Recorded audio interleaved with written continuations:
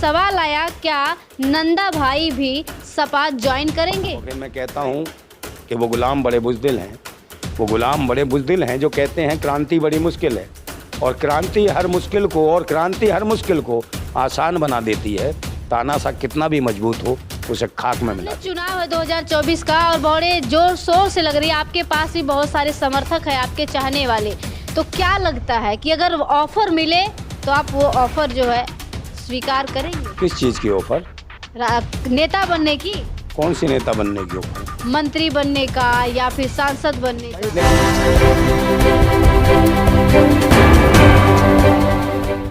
जी हाँ, मैं समता की सपोर्टर हूँ, मैं रोशनी रिपोर्टर हूँ। नमस्कार, मैं हूँ आपके साथ रोशनी और आप देखना शुरू कर चुके हैं रोशनी की रिपोर्टिंग गांव से शहर तक। इस वक्त हम दिल्ली में हैं और दिल्ली में आज जिन्हें आप देख पा रहे हैं फ्रेम में, ये किसी परिचय के मोहताज नहीं, जो सोशल मीडिया पे आए दिन वायरल होते रहते हैं और तमाम पत्रकार आते हैं, इनकी राय लेकर जाते हैं किसी भी मुद्दे पर और अपनी बात बेबाकी से रखते हैं। इनका नाम है नंदा भाई। आप पीछे देख सकते हैं एक बैनर लगा है, जिंदाबाद क्रांति पार्टी। आपको लग रहा होगा किसी राजनीतिक पार्टी से जुड़े हैं। चलिए, आज जो विषय है इनसे बातचीत करने का वो ये है कि अभी पिछले दिनों ये मिलकर आए हैं आजम खान सर से, और बताया जा रहा था कि आजम खान सर से जिस दिन मिलकर आए हैं उसी दिन उनके घर पे ईडी का छापा पड़ा था और ये अपने तमाम साथियों के साथ गए थे, अपने समर्थकों के साथ मिलने गए थे। मिलने का विषय क्या रहा ये भी बात करेंगे। चलिए, स्वागत है सर हमारे चैनल पर। जिंदाबाद। सर, पहला तो सवाल यही है कि आजम खान सर से मिलकर आए, कैसा रहा? बहुत अच्छा रहा और वो खूबसूरत लम्हे थे जो आजम खान साहब से हमारी मुलाकात हुई, और उन्होंने मोहम्मद अली जौहरी यूनिवर्सिटी, एक एशिया की सबसे बड़ी यूनिवर्सिटी इस भारत को दी है जी। और एशिया की सबसे बड़ी यूनिवर्सिटी भारत को दिया। बिल्कुल बिल्कुल। तो क्या लग रहा है कि जो यहाँ पे शासन कर रहे हैं, जिनकी सत्ता है वो ना दे पाए और आजम खान सर ने दे दिया? बिल्कुल दिया। सत्ता तो चाहते ही नहीं है कि भारत के लोग शिक्षा ग्रहण करें। शिक्षा की विरोधी है ये सरकार, और यही वजह कि आजम खान साहब की यूनिवर्सिटी में जो अस्पताल वगैरह और बहुत सारी चीज़ें, लाइब्रेरी वगैरह जो उन्होंने दी हैं, बड़ी बड़ी इंटरनेशनल स्तर की चीज़ें दी हैं। अच्छा, हमने देखा कि उनके यहाँ जो लाइब्रेरी है उसमें भी सारी किताबें, लगभग जितनी किताबें होनी चाहिए उतनी किताबें, उसके बारे में क्या कहेंगे? देखिए, किताबें बहुत थी। अभी आपने कहा नहीं कि रेड मारी ईडी ने जी, तो स्थिति है कि ईडी को किताबों का क्या करेगी?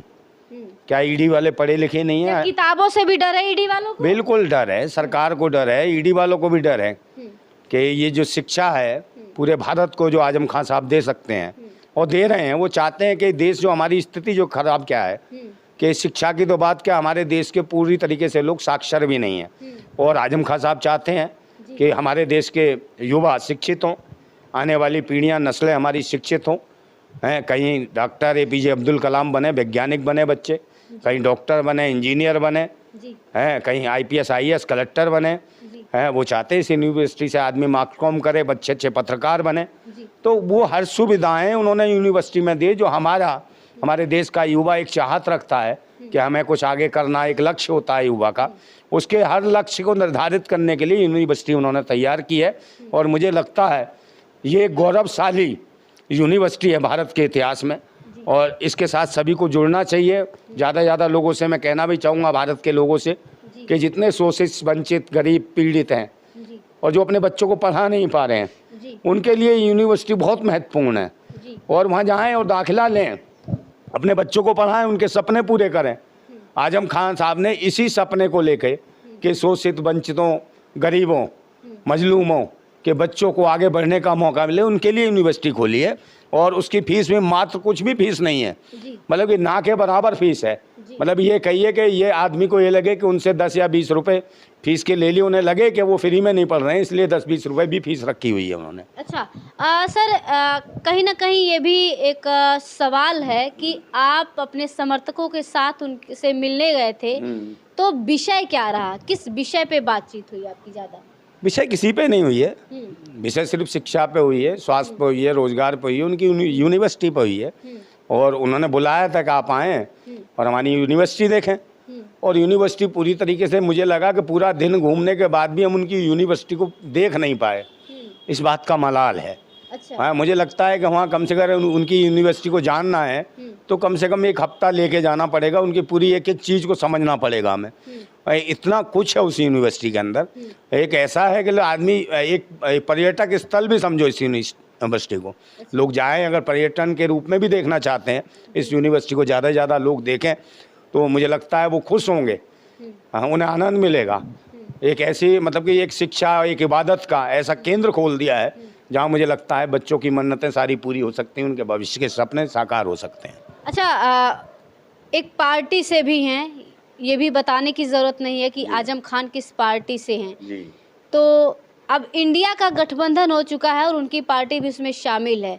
क्या राजनीतिक कोई विषय रहा? नहीं नहीं, उनका वो गठबंधन एक अलग है। हमारा तो आजम खान साहब के साथ ज़िंदगी भर का गठबंधन है। अच्छा। हाँ, हमारी तो मोहब्बत है, उनका प्रेम है, आशीर्वाद है हमें। वो हमारे बड़े हैं। हमारा तो ज़िंदगी भर का उनके साथ, उनके परिवार के साथ गठबंधन है। वो जब चाहेंगे, जब कहेंगे, हम उनके लिए हाजिर हो जाएंगे और उनके साथ हैं। हमारा किसी अलग तरह की पार्टी से कोई मतलब नहीं है। हमारा मतलब हमारी उनकी सोच से, आजम खान साहब की, उनके परिवार की सोच से है, जो उनकी शिक्षा, स्वास्थ्य, रोजगार, ऐसी चीज़ों को लेकर एक मिशन पे काम कर रहे हैं कि देश का बच्चा, हर बच्चा शिक्षित हो, चाहे किसी कौम का हो, धर्म का हो, मजहब का हो। हर व्यक्ति के लिए, हर समाज के लिए उनकी यूनिवर्सिटी में जगह है। और वो मिशन है उनका कि शिक्षा इस देश का सबसे बड़ा हथियार है, मतलब दुनिया का सबसे बड़ा हथियार है। और शिक्षा वो शेरनी का दूध है जो पिएगा वो दहाड़ेगा। अच्छा, कुछ वर्तमान हालात पे भी कुछ चर्चाएं हुई आपकी? वर्तमान हालात तो यही हैं, वो बेचारे क्या कह सकते हैं जी। कि तानाशाह हुकूमत है आज की डेट में। बेचारा वो जो शब्द है वो मुझे भी अजीब सा लग रहा है, मगर वो इतने शांति प्रिय हैं, इतने शालीन हैं कि वो जितनी भी तानाशाह हुकूमत है, जिस प्रकार की वो तानाशाही दिखा रही है, उसको बड़े शालीनता से उसे देख रहे हैं। एक सब्र है उनके अंदर, और मैं कहता हूँ इतना बड़ा सब्र हर किसी के अंदर नहीं हो सकता कि जिस प्रकार की बर्बरता उनके साथ की जा रही है सरकार के द्वारा, और जिस प्रकार से वो उनके साथ भी हो। वो उन्होंने कहा कि मेरे साथ कोई बर्बरता हो, मुझे इसकी परवाह नहीं, मगर शिक्षा के केंद्र के साथ जो बदतमीजियाँ हो रही हैं उसका मुझे डर ज़रूर है कि आने वाली जो पीढ़ियाँ, इस देश की नस्लें जिन्हें शिक्षा मिल सकती है उससे वंचित ना हो जाए, इस बात का उन्हें दर्द है। अच्छा, उनके घर उसी दिन ईडी का छापा पड़ा था, उस पे क्या कुछ? देखिए, ईडी का तो ईडी तो अच्छे लोगों को पकड़ ही रही है। जी। ये सिर्फ आजम खान का एक बहुत बड़ा स्कोप है जी। जो देश में उनको मोहब्बत करने वाले लोग हैं, जी। और वो इनको बांधना चाहते हैं, इनको शिकंजे में कसना चाहती है सरकार, इनको घेर के रखना चाहती है, इनकी विचारधारा को बंद करना चाहती है। वो जानती कि सन 2024 का चुनाव उनको जीतना है। अगर आजम खान साहब कहीं खुले माहौल में घूम लिए तो इसका मतलब है 2024 में उनकी सरकार ध्वस्त हो जाएगी, भारतीय जनता पार्टी को। उन्हें डर है, उन्हें पता है कि इनकी विचारधारा इतनी ताकतवर है आजम खान साहब की, और कहीं किसी मंच पर बोल देंगे तो मुझे लगता है वहाँ का माहौल बिल्कुल भाजपा के खिलाफ हो जाएगा और सारा देश उमड़ पड़ेगा, आजम खान साहब की आवाज़ के साथ चल देगा। अच्छा, वो प्रेस कॉन्फ्रेंस में ये भी बता रहे थे कि जो उनके चाहने वाले हैं या फिर जो उनसे जुड़े लोग हैं उन तक नहीं छोड़ी ईडी का छापा उनके यहाँ भी। हाँ, तो चाहने वालों किसको छोड़ देंगे? उनसे जुड़े जो लोग हैं। बिल्कुल जुड़े हैं।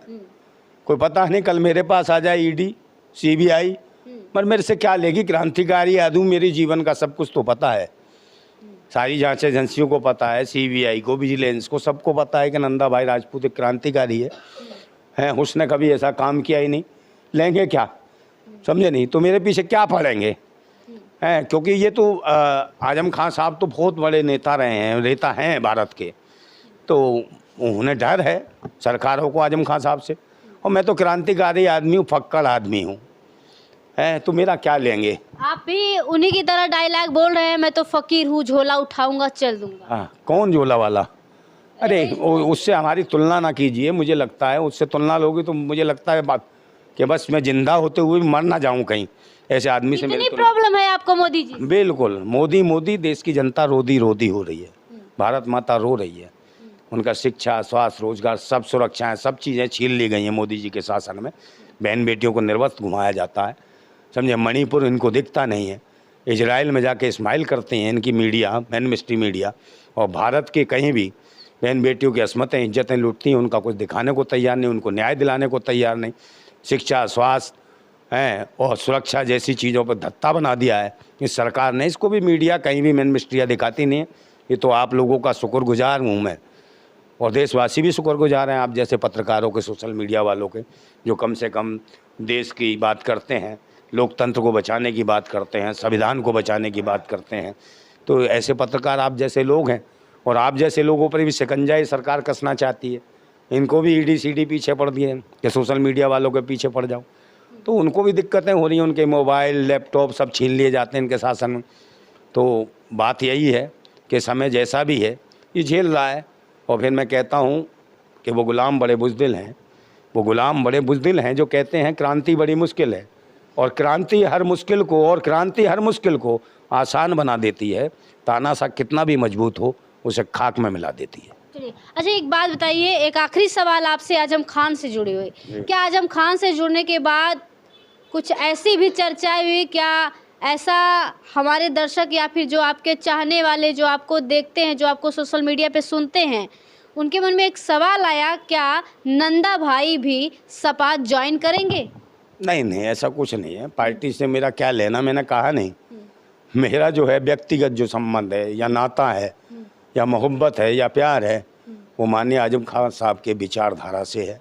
अरे सामने चुनाव है 2024 का, और बड़े जोर शोर से लग रही है, आपके पास भी बहुत सारे समर्थक हैं, आपके चाहने वाले।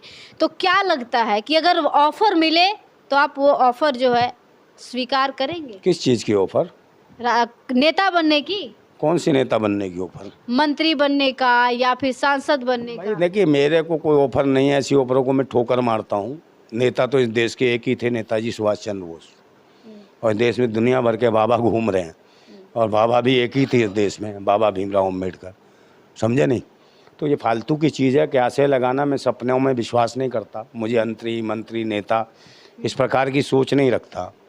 समझे नहीं? मैं चाहता हूँ कि देश के जो गरीब हैं, मजलूम हैं, शोषित हैं, वंचित हैं, उनको अधिकार मिले। हमारा संविधान पे जो कुठाराघात हो रहा है, उस संविधान को बचाना हमारा मिशन है। लोकतंत्र की बहाली हमेशा जिंदा रहे, बनी रहे, ये हमारे इसको बचाना मिशन है। और हम चाहते हैं, हम तो चाहने वाले भगत सिंह के हैं, भगत सिंह के अनुयायी हैं, और आजम खान साहब से हमारी ऐसी मोहब्बत है कि हमारे लिए, मैंने कहा नहीं कि वो बड़े हैं, उनके विचारों में वो ताकत है। वो भी मिशन के लिए काम कर रहे हैं, एक मिशन है। वो भी चाहते हैं देश का हर बच्चा शिक्षित हो, कामयाब हो, और हमारे देश का, हमारे मुल्क का, हमारे भारत का नाम रोशन करे पूरी दुनिया में। ऐसे बच्चे वो तैयार करना चाहते हैं मोहम्मद अली जौहरी यूनिवर्सिटी के अंदर से। और मैं कह रहा हूँ, फिर दोबारा कह रहा हूँ कि पूरे भारत के बच्चों को, जितने भी बच्चों को जो पढ़ाना चाहते हैं, जिनके पास अपनी जेब में पैसा भी नहीं है, व्यवस्था भी नहीं है, ऐसे साधन संसाधन भी नहीं है, और उनके बच्चे पढ़ना चाहते हैं, आगे कुछ करना चाहते हैं, तो मोहम्मद अली जौहरी यूनिवर्सिटी एक उनके लिए एक आशीर्वाद समझ लीजिए या वरदान समझ लीजिए, जो आजम खान साहब ने दे दिया है भारत को।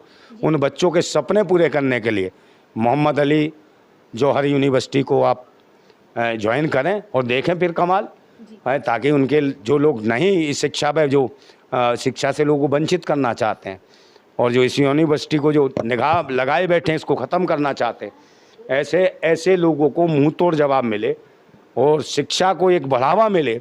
जो मोहम्मद आजम खान साहब ने जो एक शिक्षा के नाम पर इतना बड़ा मील का पत्थर तैयार कर दिया इस यूनिवर्सिटी के रूप में, पूरी दुनिया में, मैं बता रहा हूँ, एक दिन पूरी दुनिया में इस यूनिवर्सिटी का नाम होगा। जितने भी लोग इसको ताक पे रखे हुए हैं ना, जो पाखंडवादी सोच के हैं, जो घृणित मानसिकता रखते हैं, जो धर्म मजहब के नाम पे लोगों को लड़ाते हैं, वो चाहते हैं कि देश का कोई बच्चा शिक्षित ना हो और धर्म मजहब के नाम पे लड़ता रहे। ऐसी सोच आजम खान साहब नहीं रखते हैं। आजम खान साहब इस देश के हर कौम, हर धर्म, हर जाति के लोगों को कहते हैं कि आओ, पढ़ो, शिक्षित बनो और आगे बढ़ो, और देश भी आगे बढ़े।